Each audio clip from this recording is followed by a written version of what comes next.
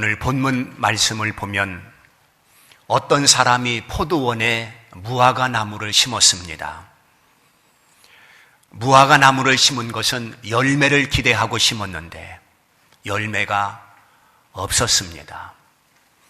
그래서 무화과 나무를 심은 그 주인은 3년을 기다렸습니다. 그래도 역시 빈나무였습니다. 그 주인은 무화과 나무를 심은 것은 오직 열매를 기대하고 심었는데 그 무화과 나무가 열매를 맺지 못하니까 무화과 나무의 필요성을 느끼지 못하게 됩니다. 그래서 차라리 찍어서 없애버리리라 생각을 했습니다. 왜냐하면 무화과 나무를 그냥 두는 것은 땅만 버리는 일이기 때문에 주인의 입장에서 보면 손해가 됩니다. 그때에 주인이여 금년만 그대로 두소서. 한 해를 기다려 봐도 열매를 맺지 못한다면 그때 찍어내버리소서. 이런 비장한 결의를 보여주는 것을 보게 됩니다. 이 말씀은 우리 예수님께서 비유로 하신 말씀입니다. 여기 포도원은 교회를 말합니다. 그리고 주인은 하나님을 말합니다. 무화과 나무는 모든 성도들을 의미하고 있는 것입니다. 이 비유의 말씀의 요지가 무엇입니까? 바로 하나님은 성도들에게서 열매를 원하고 계신다. 성도들은 열매를 맺어야 할 책임이 있다 하는 것을 말씀하고 있는 것입니다. 그래서 본문 말씀을 중심으로 아직도 더 기다려야 합니까? 이런 제목으로 말씀을 드리게 됩니다. 첫째는 열매를 구하시는 하나님이십니다. 6절에 기록하고 있습니다. 주인이 포도원에 무화과 나무를 심어 놓은 것처럼 하나님께서는 우리를 이 세상에 심었습니다. 그리고 한 가정에 나를 심어 놓았습니다. 그리고 우리 교회에 나를 심어 놓았습니다. 하나님께서 나를 교회에 심어 놓으신 것은 하나님의 어떤 목적이 있기 때문에 나를 이곳에 심어 놓았고 나를 필요로 하기 때문에 여기에 나를 있게 하신 것입니다.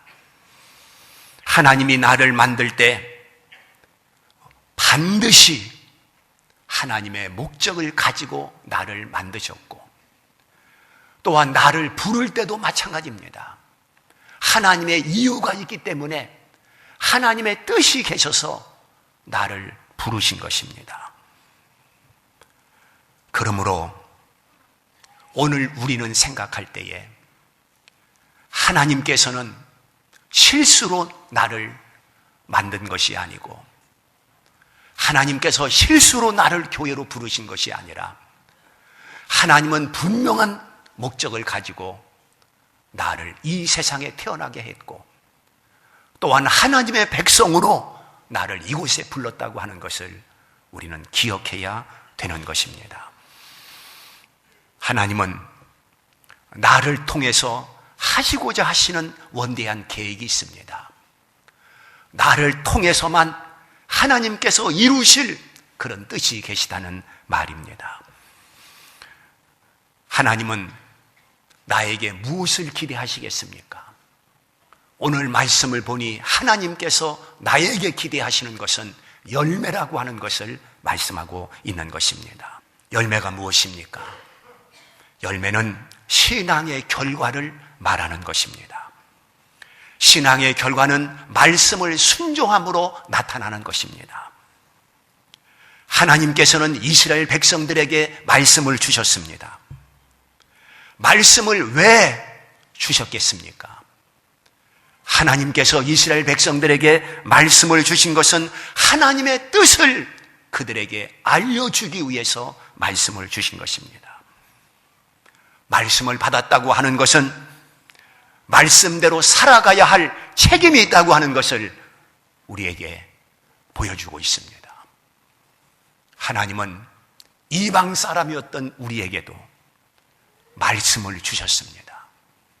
하나님께서 우리에게, 바로 나에게 말씀을 주신 것은 하나님의 뜻을 나에게 알려주어서 하나님의 말씀대로 살아가도록 우리에게 말씀을 주신 것입니다.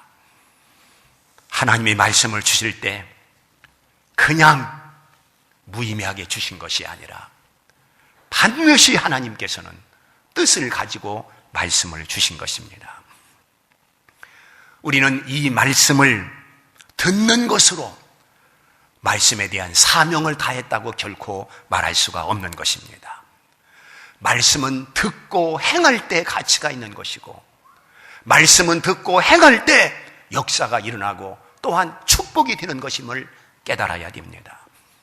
마태복음 7장 24절에 말씀하기를, 그러므로 누구든지 나의 이 말을 듣고 행하는 자는 그 집을 반석 위에 세운 지혜로운 사람 같으리니 라고 말씀하고 있습니다. 즉 누구든지 나의 이 말을 듣고 행하는 자는 반석 위에 세운 지혜로운 사람 같다라고 말씀하고 있는 것입니다. 하나님이 우리에게 말씀을 주실 때는 장식용으로 준 것 아닙니다. 지식용으로 준 것 아닙니다. 액세서리로 준 것은 더구나 아닙니다. 바로 하나님 말씀을 주실 때는 그 말씀을 붙들고 실천해서 복받으라고 하나님께서 주신 것입니다. 모세가 시내산에서 40일 동안 금식하면서 하나님께로부터 선물을 받았는데, 하나님께로부터 받은 선물이 무엇입니까? 십계명이었습니다. 그 십계명은 이스라엘 백성들에게 복을 주시기 위해서 하나님께서 주신 계명들이었습니다. 그것을 돌에 새겨 주었습니다. 그런데 모세는 그 말씀을 받아가지고 벅찬 감격을 안고 백성들 앞에 내려왔을 때에 모세는 그 십계명을 기록한 돌을 던져 깨트려 버렸습니다. 왜 모세가 진노했겠습니까? 왜 모세가 그렇게 화를 내며 하나님이 주신 그 돌비를 깨트려야만 했겠습니까? 그것은 하나님 말씀을 받아야 할 이스라엘 백성들이 말씀에 대한 사모함이 전혀 없고, 말씀을 받을 만한 준비가 돼 있지 못하고, 이러한 백성들에게 하나님 말씀을 줘봤자 말씀의 귀함을 그들이 알겠느냐? 말씀을 그들에게 주어봤자 그들이 말씀대로 순종해서 살겠느냐? 말씀을 받을 만한 자격이 없는 이스라엘 백성들에게 말씀을 줄 필요를 느끼지를 못했던 것입니다. 말씀을 듣는 것이 결과가 아니라 말씀을 행하는 것이 결과요, 또한 복이라고 하는 것을 다시 한번 깨닫게 되는 것입니다. 우리가 진정으로 맺어야 할 신앙의 열매가 뭐냐? 사실은 내적인 변화, 그리고 그 내적인 변화와 함께 인격적인 변화, 인격적인 변화와 함께 삶의 변화, 이것을 하나님은 요구하고 계시는 것입니다. 그래서 거듭남이라는 말씀이 있습니다. 그리스도 안에서 새로운 피조물이라는 말씀이 있습니다. 우리가 주 안에서 다시 만들어지기를 원하는 것입니다. 우리가 주 안에서 새로 태어나기를 원하는 것입니다. 새로운 사람으로 변화되기를 원하는 것입니다. 어떻게요? 교만했던 사람이 겸손해지고 대접만 받으려고 했던 사람이 섬길 줄 알고, 우울했던 사람이 기쁨으로 살고, 절망 가운데 헤매던 사람이 희망을 붙들고 살고, 포악했던 사람이 온유해지고, 폭언을 서슴지 않던 사람이 공손해지고, 부정적인 사람이 긍정적인 사람으로, 목적 없이 표로하면서 살던 사람이 목적의식을 가지고 사는 그런 변화, 이와 같이 새로움이 우리에게 있어야 되는 것입니다. 그동안 들은 말씀이 얼마나 많습니까? 그동안 하나님 앞에 기도한 그 기도가 얼마나 많습니까? 그럼에도 불구하고 우리의 심령이 한치도 변화되지 못하고 옛사람 그대로라고 한다면 이것은 하나님을 실망시키는 것이고 열매를 찾으시는 주님을 안타깝게 여기는 것이라고 하는 것을 알아야 될 것입니다. 오늘 우리에게 이런 새로운 변화가 반드시 필요한 줄 믿습니다. 이런 변화야말로 알찬 열매요, 진정한 열매라고 하는 것을 깨닫게 되는 것입니다. 마태복음 5장 41절을 보게 되면 억지로 오리를 가자고 하면 심리를 가라는 것이 주님의 당부의 말씀인 것입니다. 억지로 가자고 할 때 좋아할 사람이 어디 있겠습니까? 따라 나설 사람이 어디 있겠습니까? 그러나 주님은 억지로 우리를 가자고 할 때에 심리까지 동행하라고 하는 것이 주님의 말씀인 것입니다. 이렇게 살다 보면 사람들이 인정하는 것입니다. 그리고 사람들이 달리 보는 것입니다. 그리고 그 사람을 존경하는 것입니다. 너를 보니 예수가 보인다. 너를 보니 나도 예수를 믿어야 되겠다. 이런 예수의 열풍이 불 수가 있는 것입니다. 마태복음 5장 14절에 보게 되면 너희는 세상의 빛이라. 산 위에 있는 동네가 숨기지 못할 것이요. 16절에 있는 말씀을 보게 되면 이같이 너희 빛을 사람 앞에 비추게 하여 저희로 너의 착한 행실을 보고 하늘에 계신 너희 아버지께 영광을 돌리게 하라. 할렐루야. 이렇게 말씀하셨습니다. 하나님은 우리를 향하여 너희가 세상의 빛이라 말씀하고 있습니다. 그 빛이 바로 착한 행실이라는 것입니다. 요셉을 보십시오. 요셉이 가정에 있을 때는 가정의 빛이었습니다. 요셉이 보디발 집에 있을 때는 보디발 집의 빛이었습니다. 요셉이 감옥에 있을 때는 감옥의 빛이었습니다. 요셉이 총리로 있을 때는 애굽의 빛이었습니다. 그는 가는 곳곳마다 장소가 옮겨질 때마다 그는 여전했고 그의 착한 행실은 변함이 없었던 것을 우리에게 보여주고 있는 것입니다. 성경은 빛의 열매를 맺으라고 우리에게 요구하고 있습니다. 두 번째는 열매 없는 성도에 대해서 6절 하반절에서 말씀하고 있습니다. 그 열매를 구하였으나 얻지 못한지라. 무화과 나무를 심었는데 열매를 기대하고 심었는데 열매를 구하여도 얻지 못했다는 것입니다. 우리는 주님의 열정을 볼 수 있습니다. 3년을 와서 실과를 구하되 얻지 못했다는 이 말씀을 우리는 보면서 우리 하나님은 매년 우리에게서 열매를 기대하고 계시는 것입니다. 금년에는 자랄라나 자라지 못합니다. 한 해가 지났습니다. 금년에는 자랄라나 또 한 해가 지났습니다.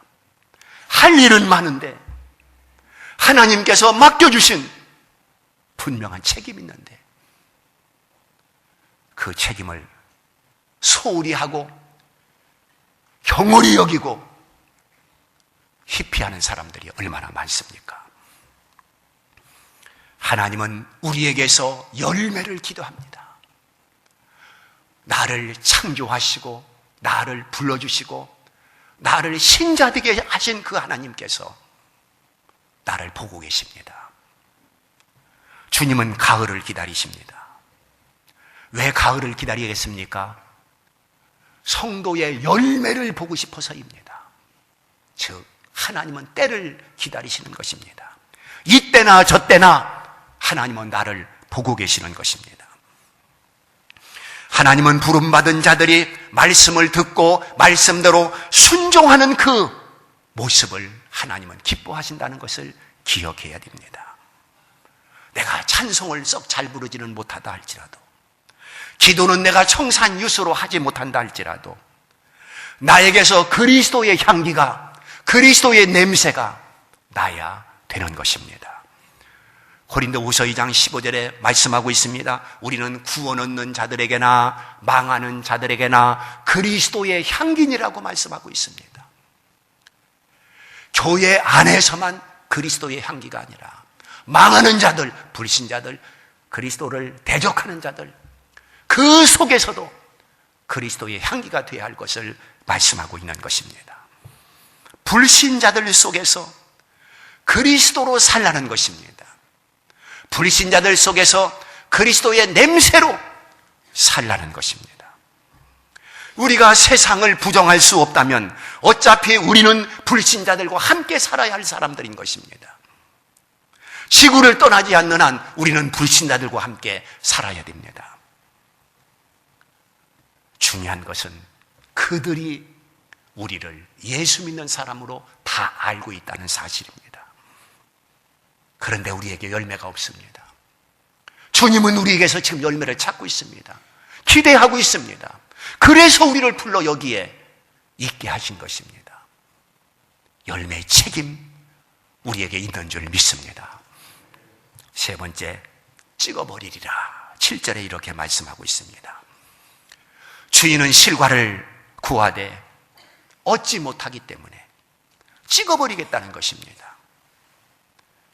찍어버린다고 하는 말 얼마나 살벌합니까? 아예 찍어 없애버리겠다는 것입니다. 왜 그렇습니까? 열매 없는 무화과 나무는 이미 존재적 가치를 상실한 나무인 것입니다. 있을 필요가 없는 나무, 있으나 마나한 나무 없애겠다는 것입니다. 찍어버리겠다는 이 말씀은 얼마나 무섭고 두렵고 떨리는 말씀인지 모르는 것입니다, 여러분. 세상 법정은 이 사이에 전혀 도움이 되지 못하는 해독이 될 뿐인 그 사람을 사형이라고 하는 마지막 수단을 쓰게 되어 있습니다. 너는 살아도 이 사이에 백해무익이다. 차라리 죽는 게 낫다. 그래서 사형을 선고하는 것입니다. 내가 무가치할 때, 열매 없이 세월만 허송할 때 하나님은 찍어내버리겠다. 단호하게 이렇게 말씀하고 있는 것을 오늘 우리는 심각하게 들어야 되는 것입니다. 하나님이 나를 태어나게 하셨습니다. 그리고 세상이라는 공간에서 살게 하셨습니다. 더욱더 우리에게 은혜를 베풀어 주셔서 교회라고 하는 공간에서 살 수 있는 특권을 하나님께서 우리들에게 부여해 주었습니다. 여기는 아무나 올 수 없는 자리입니다. 하나님이 부르지 않으면 올 수 없는 자리입니다. 하나님이 선택하지 않으면 올 수 없는 그 자리입니다. 여기는 거룩한 곳입니다. 그런데 하나님께서 나를 이곳에 불러주셨습니다. 이런 엄청난 은혜를 우리는 받고 있는 사람들인 것입니다. 왜 그렇습니까? 나를 통해서 하시고자 하시는 분명한 하나님의 목적이 있기 때문에 나를 불러주셨다고 하는 것을 우리는 기억해야 되는 것입니다. 하나님께서 나를 목사 삼은 목적, 그리고 장로나 집사를 삼은 목적, 나를 교사나 성가대로 삼은 목적 분명히 있지 않겠습니까? 그런데 그 목적을 상실하고 방황할 때 그것은 주님을 실망시키는 것입니다. 그래서 찍어버리겠다는 것입니다. 나를 하나님이 이 세상에 보내신 목적이 있다고 말씀을 드렸습니다. 그런데 목적 없이 방황할 때, 표류할 때에 이것은 하나님을 실망시키는 일이라고 말씀을 드렸습니다. 우리가 그런 대상이 돼서는 결코 안 된다, 그런 말입니다. 하나님이 교회를 세우신 1차적인 목적은 무엇이겠습니까? 죄인의 구원입니다. 2차적인 목적은 무엇입니까? 성경적인 삶입니다.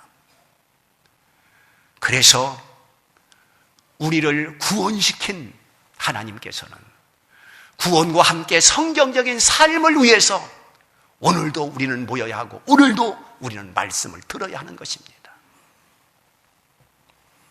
우리는 누구든지 죽은 교회가 돼서는 안 됩니다.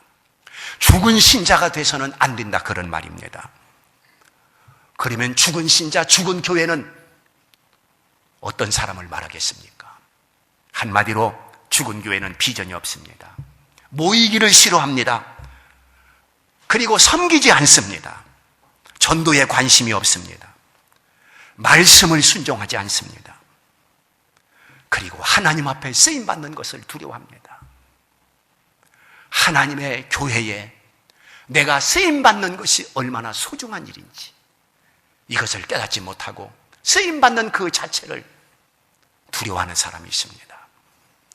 이렇게 사명을 다하지 아니할 때에 촛대를 옮기리라, 주님은 이렇게 말씀하고 계시는 것입니다. 소아시아 지방의 교회들이 그렇게 찬란하고 융성했는데 지금은 무너진 채 돌무더기만 남아 있습니다. 교회도 그럴 수 있다고 하는 것을 우리들에게 실증적으로 또한 역사적으로 보여주고 있는 것입니다. 마지막 네 번째는 8절에서 금년만 그대로 두소서 그랬습니다. 이것은 일종의 회개요, 새로운 다짐이요, 새로운 결단이라고 볼 수 있습니다. 그리고 12월의 호소입니다. 요한복음 9장 4절에 때가 아직 낮음에 나를 보내신 이의 일을 우리가 하여야 하리라. 밤이 오리니 그때는 아무도 일할 수 없느니라 그랬습니다. 나의 인생의 밤이 아직 멀었다고 생각하지 마십시오. 나에게는 절대 인생의 종착역이 오지 않으리라 장담하지 마십시오. 그렇다면 오늘 내가 할 일을 내일로 미룰 수 없습니다. 금년에 내가 할 일을 내년으로 미룰 수 없습니다. 주님이 역사의 종말을 일컬어 말할 때에 갑자기 호련히 도적같이 이런 표현을 하고 있는 이유가 무엇이겠습니까? 바로 성도들이 언제나 종말의식을 가지고 살라는 뜻인 것입니다. 주님이 언제 오실지 모른다. 역사적인 종말이 언제 될지 모른다. 그러니 항상 종말의식을 가지고 살라는 주님의 경고의 말씀인 것입니다. 초대교회 성도들은 종말의식을 가지고 살았습니다. 그래서 그들은 적어도 살아가는 방법을 알았던 사람입니다. 하나님에 대해서 어떻게 살아야 할까? 그래서 그들은 하나님 앞에 모이기를 힘썼습니다. 이웃에 대해서 어떻게 살까? 그래서 내 것을 팔아서 이웃을 섬기는 그들이었던 것입니다. 그들에게 종말 의식이 없었으면 그렇게 살지를 못했을 것입니다. 그들은 어떻게 사는 것이 하나님을 위해서 사는 것인지 이웃을 위해서 사는 것인지를 알고 있었습니다. 나보다는 너, 개인보다는 공동체, 가정과 교회는 하나였던 것입니다. 교회는 세상으로 하여금 칭송의 대상이 됐다고 했고, 그리고 구원 얻는 자는 날로 더했다고 성경에 말씀하고 있습니다. 초대교회 예수를 믿는다고 하는 것은 환난과 핍박을 각오하지 아니하면 예수를 믿을 수 없는 숨막히는 그때에 예수 믿는 사람들이 점점 더 많아졌다고 하는 것은 기적이지 않습니까? 은혜이지 않습니까? 그러나 초대교회는 그러했습니다. 이제 말씀을 맺습니다. 무화과 나무는 꽃이 보이지 않습니다. 그래서 무화과입니다. 그러나 열매는 달콤합니다. 하나님은 화려한 외형을 원하는 것이 아니라 오직 열매를 원하신다고 하는 것을 기억해야 될 것입니다. 오늘날 사람들은 외형에만 관심을 가지고 있습니다. 그러나 주님은 중심을 보신다고 했습니다. 중심에 열매를 맺어 살기를 주의 이름으로 축원합니다.